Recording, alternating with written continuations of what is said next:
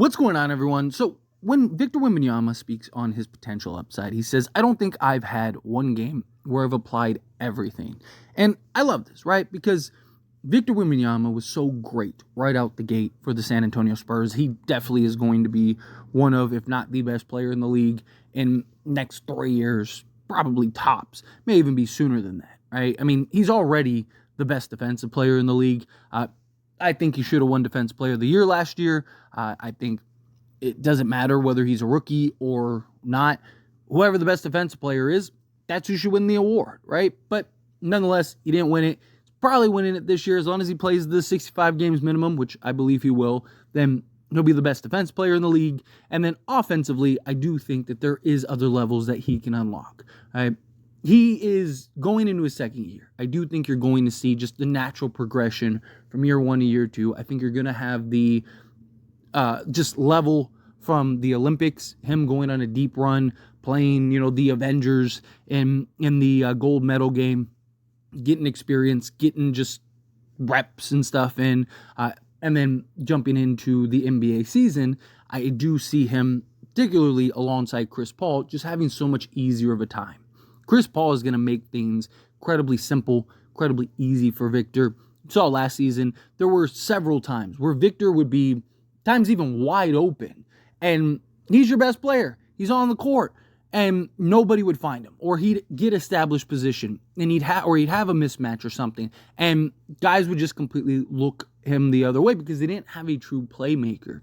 Chris Paul is going to point Victor into spots in which he needs to get into and establish, and will feed him the basketball. I also think Victor's probably getting 10 points a game on just Chris Paul pick and roll, Chris Paul lobs to Victor. I mean, he's the ultimate mismatch out there because of his size and his length and his ability to run the floor. Right? He's going to have so much easier of a time than he would be otherwise. And obviously, Chris Paul isn't going to be around forever, so that's why they're trying to get guys like Stephon Castle at some point kind of take over the mantle.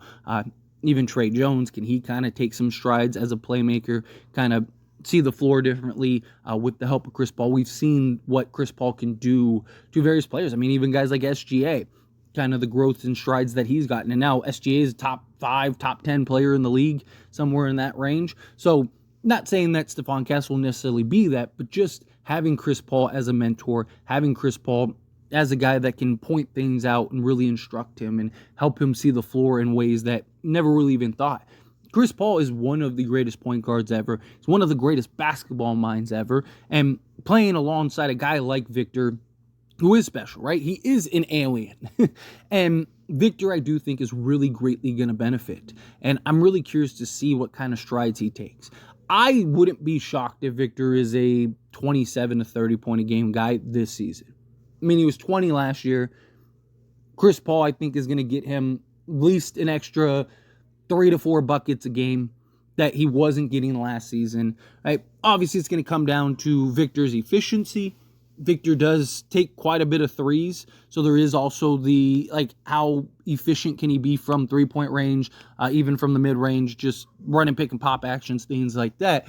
If Victor can kind of settle in to, I'm not even saying 40% or anything like that, but if he can get to 36, 37%, that could go a very long way on just his production, right? Like Victor Wembanyama, you look at him last season and you kind of look over his efficiency and stuff. He, in basically 30 minutes a game, 29.7 minutes, he shot 46.5% from the field on 16.7 attempts. I think he's at least getting 18 to 20 attempts per game. Now, especially with Chris Paul, I think Chris Paul is going to get him the basketball because he is the best player. And he shot 32.5% on 5.5 attempts. Again, if he can get that up to 36, 37%, that'll be a real stride. Then from two-point range, 53.4% on 11.2 attempts. He had an EFG of 51.9, so basically 52% EFG. And then rebounding, he's going to get you, 10, 12 rebounds game, get you a handful of assists. He averaged 4 last year, 1.2 steals, 3.6 blocks.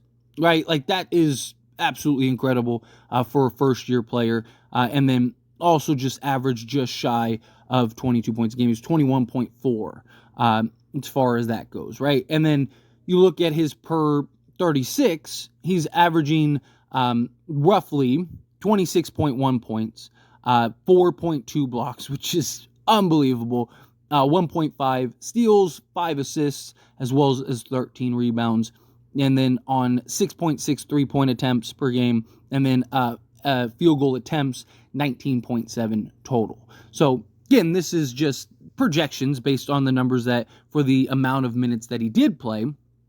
I do think that he will get closer to those per 36. Obviously, it's going to depend on how many minutes does he play.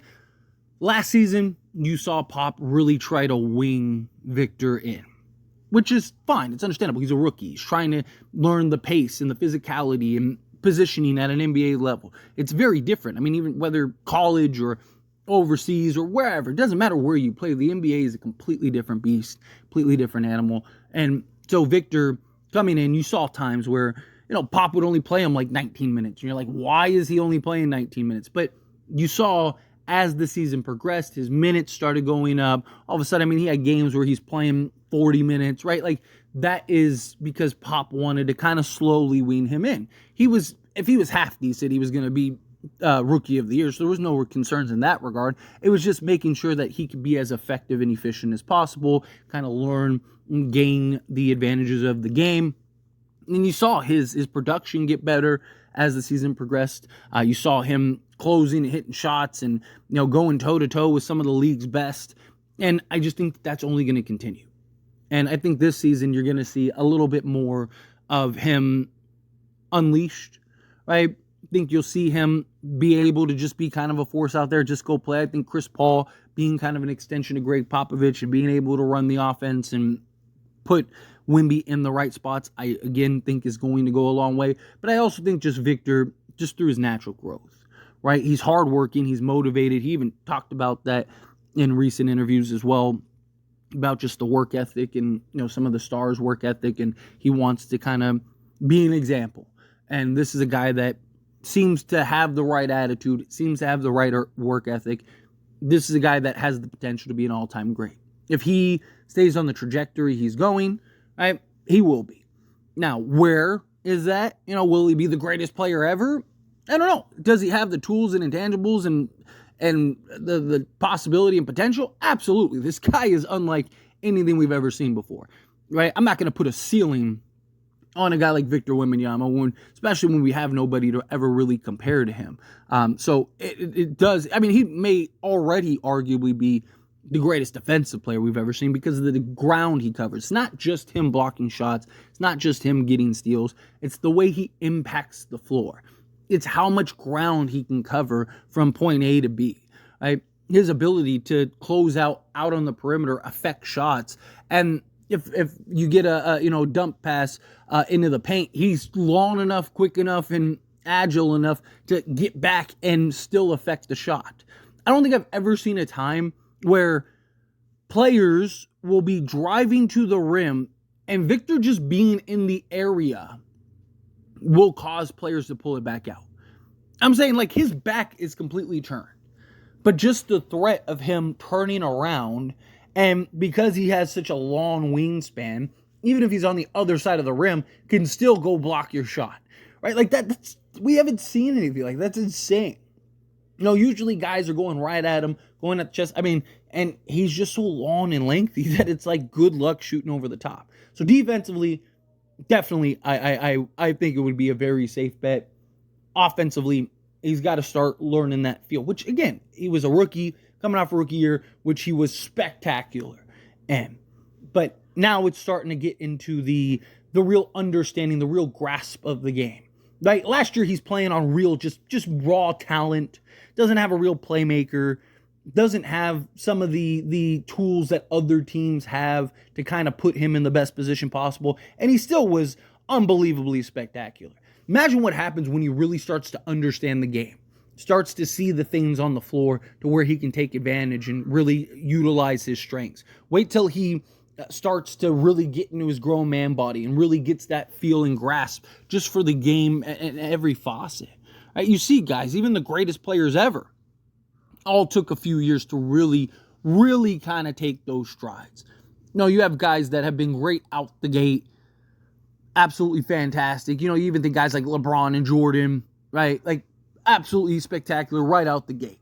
But took year, 4, 5, 6. I'm not even talking about the championship. I'm talking about, like, that next level. Oh, wow. Like, this guy is unbelievably special, right? Victor is already special. Victor, in a lot of ways, is already unbelievably special.